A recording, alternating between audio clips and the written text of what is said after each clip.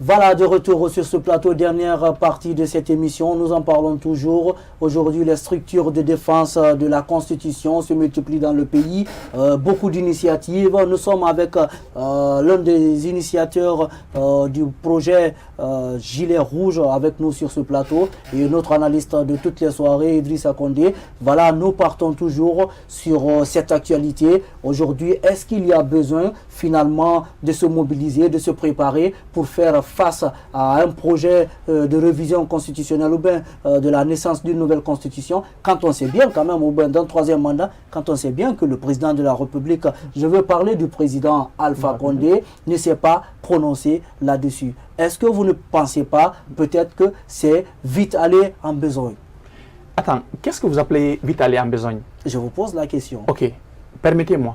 Vous voyez des chars entourer votre maison, hein? Des panneaux publicitaires ou des affiches devant votre porte. Vous venez des gens avec des tam-tams, des tambours qui chantent violence. Vous allez dormir jusqu'à ce qu'on rentre dans votre cour. Vous allez sortir, M. Traoré, et demander qu'est-ce qui se passe. Qu'est-ce qui se passe chez moi? On dit qui nous dit mot consent.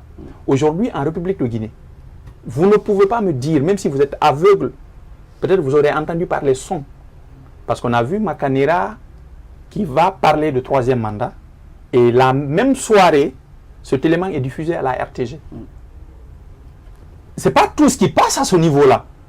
Vous voyez des banderoles affichées devant la présidence pour dire que je suis jeune Guinéen et je dis oui pour une nouvelle constitution. Le président voit ça, ça passe. Vous voyez des ministres qui se déplacent même à l'intérieur du pays pour aller dire oui, présidence à vie, oui, nouvelle constitution. On raconte du n'importe quoi dans ce pays. Et tout ça, en tant que président de la République, vous vous asseyez, vous regardez et vous souriez. Il y a eu des programmes qui ont été organisés à Koya et dans d'autres zones où on devait l'accueillir, n'est-ce pas? Il y a eu des violences. Ceux qui ont dit non au troisième mandat ont été pris et mis en prison. Ça ne vous dit rien, vous? Vous ne comprenez rien? Ben moi, je vous pose la question aujourd'hui. Non, pour moi, s'il n'était pas en faveur de tout cela, c'est lui qui est le père de la nation. Le premier citoyen et le premier magistrat de ce pays. Pour vous, il est obligé de répondre à cette question. Non, il aurait dû dire, arrêtez, je ne veux pas voir ça. Ne salissez pas mon image. Ce n'est pas ce que je vous demande. Aujourd'hui, au lieu de s'occuper du développement, on s'occupe. C'est ce qui fait que, pour moi, je vais sortir même un peu le cadre de la Guinée pour un peu toucher l'Afrique. Le problème de l'Afrique, surtout francophone, nous avons peu d'hommes d'État, mais nous avons plus d'hommes politiques. Parce qu'ils ne pensent que comment arriver au pouvoir. C'est comme ceux qui sont à l'opposition. Hein. C'est comment je vais arriver au pouvoir, comment je vais garder mon pouvoir. Ils ne pensent pas à celui-là qui l'aide à atteindre le pouvoir, parce que lui aussi, il vient avec un projet de société pour lui dire « Aide-moi à être au pouvoir, je vais t'aider à avoir de l'eau. Aide-moi à être au pouvoir, je vais t'aider à avoir de l'électricité. Je vais t'aider à avoir à manger, la santé, l'éducation. » Mais aujourd'hui, nous remarquons qu'on passe par tous les moyens, légaux et illégaux, pour accéder au pouvoir. Et quand on arrive, on ne se préoccupe plus de la population. Raison pour laquelle M. Condé parlait de contrat social. Il y a un contrat social qui existe entre les dirigeants et aux dirigés. Et c'est ce pacte-là qui est signé pendant qu'on vous demande votez pour moi et je vais faire ça pour vous. Raison pour laquelle dans le projet de société, pour moi, si le président de la République n'était pas d'accord avec cette constitution, c'est dans son projet de société, il devait l'inclure pour dire ok, votez pour moi. Mais sachez que cette constitution par laquelle je passerai pour être élu président de la République, je ne suis pas pour avec tout ce qui est dedans. Et lorsque je serai président, je souhaiterais à ce qu'on vote une nouvelle loi, une nouvelle constitution, et qu'on passe à un référendum pour pouvoir réviser tel point. Vous comprenez? Donc à ce niveau, on est d'accord avec lui. Mais on ne peut pas attendre. Je termine juste en 30 secondes. Je termine en 30 secondes. On ne peut pas attendre. Au début de ton mandat, tu ne parles pas de ça. Tu attends à 2 minutes de ta sortie du pouvoir et tu dis, tu veux tailler sur mesure ça ne marchera pas, monsieur. Ça ne marchera pas, c'est votre avis. Idrissa Condé, pour vous aujourd'hui, est-ce qu'il y a besoin finalement d'ériger des mouvements pour empêcher une révision constitutionnelle dans le pays? Je pense que c'est nécessaire. Je pense que la stabilité de notre État en dépend. Je parlais tout à l'heure du Ghana parce que il faut toujours se mesurer avec vos amis. Nous avons pris l'indépendance en 58, le Ghana c'est en 57, la Côte d'Ivoire, le Sénégal c'est en 60. Donc la Guinée est restée quand même l'un des premiers pays africains indépendants. Je pense qu'il faut continuer, M. Traoré, à faire en sorte que la démocratie, qui est pour l'instant le meilleur système de gouvernance, puisse s'institutionnaliser dans notre pays. Le président Alpha Condé a fait ce qu'il peut pour la Guinée. Je pense, mon cher Bailo l'a dit, il a fait ce qu'il peut pour la Guinée. Il a sa responsabilité de montrer le bon exemple et de faire en sorte que la Guinée puisse avoir un lendemain meilleur et que la démocratie soit chez nous aussi, qu'on soit un modèle démocratique en Afrique.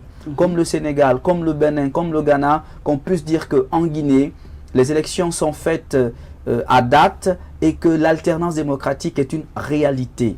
Je pense qu'il n'est pas honorable, sincèrement. Quiconque aime le président Alpha Condé, quiconque aime la Guinée, ne peut pas défendre l'idée qu'une personne dont l'âge est au-delà de 80 ans puisse rester encore au pouvoir pour très longtemps. Je pense qu'on a vu le scénario en Algérie. Ce n'est pas aimer son pays en tout cas. Je pense qu'il faut que le président de la République ait de la responsabilité, de la hauteur, qu'il prenne sur lui la responsabilité de dire « Je ne suis pas pour un troisième mandat, je suis pour un débat sur la Constitution. En ce moment, on pourra faire une nouvelle Constitution. » Parce que je vais vous dire, il y a un débat sur la Constitution. Je suis juriste, je sais de quoi je parle. Mais le problème par rapport au débat sur la Constitution, c'est le fait que le président n'ait pas pris le courage de dire « Je ne suis pas candidat. » Mais si demain, il prend la parole pour dire « Je ne suis pas candidat », mais on va faire un débat sur la Constitution pour créer les institutions qui puissent garantir un régime présidentiel comme aux États-Unis, parce qu'il faut un président, un vice-président pour garantir le pouvoir exécutif, pour éviter justement le vide institutionnel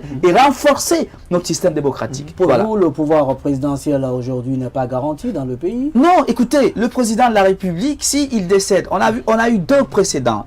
Le président Ahmed Sékou Touré, paix à son âme, quand il est décédé en 84, la Constitution n'a pas été respectée parce que le régime était hyper présidentialiste. Le président Lassana Conté, quand il est décédé en 2008, s'il y avait un vice-président, ce vice-président aurait pu lui succéder. La Constitution quand même permettait à une personne de venir. Le président de l'Assemblée nationale, malheureusement, dont le mandat avait expiré. Et c'est le même connerie, excusez-moi, que nous avons actuellement dans notre pays. Nous avons une Assemblée nationale dont le mandat a expiré. Et paradoxalement, on a un juriste à la tête de l'État qui prend un décret pour donner un mandat à une Assemblée. C'est illégal, c'est anticonstitutionnel. Je tombe des nuits. Je prie Allah le Tout-Puissant qu'il garde la Guinée dans la paix. Voilà. Bailo, aujourd'hui, avec ce mouvement, que comptez-vous faire d'autre? Bon, ce que nous comptons faire aujourd'hui, c'est d'abord de faire comprendre à toute la population, aux 12 millions de Guinéens, que nous avons des valeurs à défendre. Et pour nous, rien au monde, on ne peut les échanger contre autre chose. Donc, c'est de dire que la population doit se mobiliser. Et dans cette mobilisation, elle doit être réellement pacifique. Parce que, peut-être ce qu'on n'arrive pas à comprendre, aujourd'hui, si nous retombons, je ne le souhaite pas, si nous retombons dans une autre crise, c'est parti encore 5 ans, 10 ans, 15 ans ou 20 ans de retard pour ce pays-là. Le peu de démocratie qui a été construit, si nous perdons ceci, sachant qu'on sera très encore loin du développement. De révision constitutionnelle finalement. Pas question. M. Condé l'a dit. Aujourd'hui, le président, la manière dont il ne se prononce pas pour un troisième mandat, c'est de la même manière qu'il ne se prononce pas que je ne serai pas candidat en 2020. Ou que c'est-à-dire après mes 10 ans, après mes 2 mandats, je m'en vais. Vous savez? Mais je le comprends. Je comprends effectivement, Monsieur le Président de la République. Je sais qu'il est difficile pour lui. Pour la question du troisième mandat, peut-être il peut le taire. Mais pour dire que je ne veux pas me représenter, ça sera un peu difficile pour lui. Parce qu'aujourd'hui, il y a un système qui est autour de lui. Raison pour laquelle, si vous voyez les gilets rouges, nous sortons un peu de tout ce qui est politique. C'est parce que nous savons que la Guinée est assise sur un système. Que ce soit ceux de l'opposition ou de la mouvance, c'est du pareil au même. Vous voyez comment même ils sautent Aujourd'hui, ils sont là, demain, ils sont de l'autre côté. Partout où c'est d'où ils sont là. Vous comprenez? Ah. C'est des fourmis qui sont à la recherche du miel. Vous comprenez? Mais la population, quand on dit qu'il y a des problèmes, aujourd'hui, qui en pâtit? C'est les jeunes. La Guinée, dans le cadre de la migration irrégulière, la Guinée est première en Afrique de l'Ouest. On n'était pas premier, mais là, on vient de rentrer, d'occuper le premier rang. Qu'est-ce qui fait que les gens bougent? Qu'est-ce qui fait qu'il y a même l'exode rural? C'est parce qu'il y a un vide au niveau de la campagne. Le mieux-être n'est pas créé pour cette population qui est en campagne, pour ne pas qu'elle se déplace vers la ville. Et ceux qui sont en ville, la ville est tellement engorgée qu'on n'a plus d'espace, qu'on n'a rien à faire. Aujourd'hui, il y a des gens qui n'arrivent pas à manger même une fois par jour ou bien 2 fois par jour. Vous comprenez? Donc, ils sont obligés de partir. Au débattre dans cette émission, pratiquement, nous sommes pris par le temps, nous allons essayer de changer de sujet.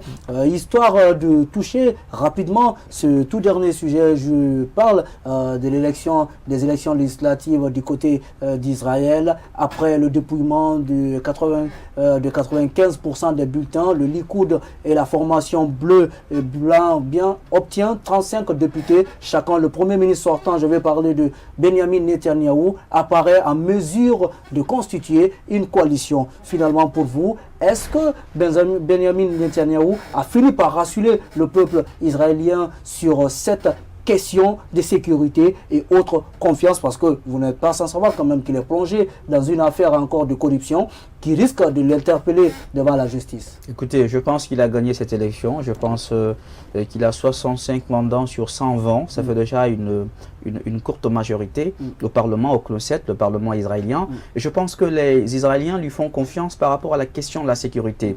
J'ai lu un article justement dans le journal israélien, notamment de Tel Aviv, qui raconte que le Premier ministre Netanyahou est, comme le premier président David Ben Gourion, l'homme politique le plus adulé en Israël pour ses prouesses en termes justement de leadership international. Il a beaucoup de relations dans le monde, notamment avec l'actuel président des États-Unis, le président Donald Trump, mais également d'autres acteurs institutionnels. Et la sécurité de la longévité après David Ben Gourion, c'est lui qui est l'homme politique le plus au pouvoir en Israël. Et il fait 10 ans là, au poste de Premier ministre. Je pense que c'est extrêmement important. La question de la sécurité d'Israël est une question fondamentale au Moyen-Orient, par rapport justement à la Palestine, par rapport également à l'Iran.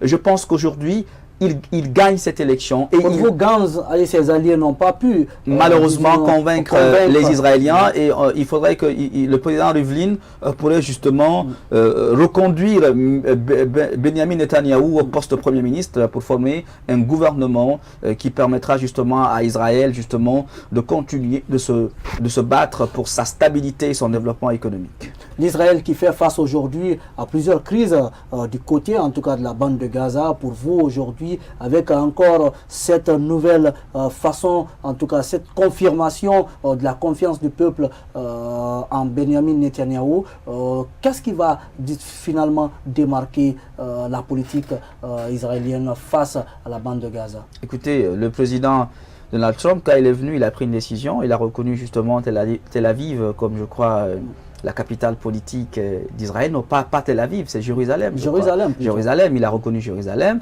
Et il reconnaît la bande de Gaza comme une des propriétés aujourd'hui. Également le plateau du Golan. Donc aujourd'hui, le pays le plus puissant au monde, c'est les États-Unis. L'armée la plus puissante au monde, c'est l'armée américaine. Si les États-Unis soutiennent un pays, notamment un pays comme Israël, croyez-moi, c'est un soutien de poids dans le système international. Et de mon point de vue, par l'exercice de la politique internationale, il est très important de faire remarquer qu'Israël aujourd'hui est un allié important des États-Unis au Moyen-Orient et que le gouvernement des États-Unis consacre un budget assez important à la sécurité d'Israël, et qu'aujourd'hui, pour une aubaine pour Israël, c'est qu'on a des Juifs qui sont membres justement de la famille présidentielle américaine, parce que l'un des fils justement du président Trump a une épouse qui est d'origine juive. Donc il y a que le président des États-Unis a un penchant pour Israël, il ne le cache pas. Il a reconnu le plateau du Golan, il a reconnu Jérusalem, et il est même y allé, il a fait une visite d'État en Israël. Il a reçu à Washington le Premier ministre Benjamin Netanyahou, sachant que son prédécesseur à la White House, Barack Obama, avait eu beaucoup de difficultés avec Netanyahou. Netanyahou avait eu des difficultés avec Barack Obama parce que Obama était opposé justement à la reconnaissance de Jérusalem comme étant la capitale d'Israël. Et Obama n'a jamais accepté justement que Netanyahou puisse avoir une position lui permettant justement de faire certaines choses en Israël. Voilà. Et je pense qu'aujourd'hui les données ont changé. Bailo Barry, vous avez un commentaire sur, disons, l'élection, encore cette victoire de Netanyahou? Oui, pour moi, je n'aurais pas grand-chose à dire, mais tout simplement que cette victoire, elle sera tout simplement effective parce que vous savez, comme l'a dit M. Condé, c'est-à-dire dans tous les pays du monde où vous êtes soutenu par une grande puissance, c'est que vous êtes d'avance voilà, victorieux. Et c'est ce qui est en train d'arriver dans ce pays, bon, disons heureusement ou malheureusement, parce que il y a ceux qui sont pour et il y a aussi ceux qui sont contre. Mais ce que nous prions aussi pour ce pays, c'est pour que Dieu leur donne le bon chef qui pourrait leur sortir de toutes ces différentes crises-là et d'apporter le mieux-être pour la population. Voilà, mesdames et messieurs, nous arrivons pratiquement à la fin de cette émission. C'était à m'accompagner sur ce plateau Idrissa Condé, merci d'être passé. C'est une obligation et bonsoir. Bailo Barry, merci d'être passé. C'est un plaisir et un devoir à la fois. Le combat continue, hein, c'est ça? Allez, mesdames et messieurs, on se retrouve demain pour un autre numéro. Pour le moment, continuez à nous suivre sur la télé du 21e siècle. Au revoir.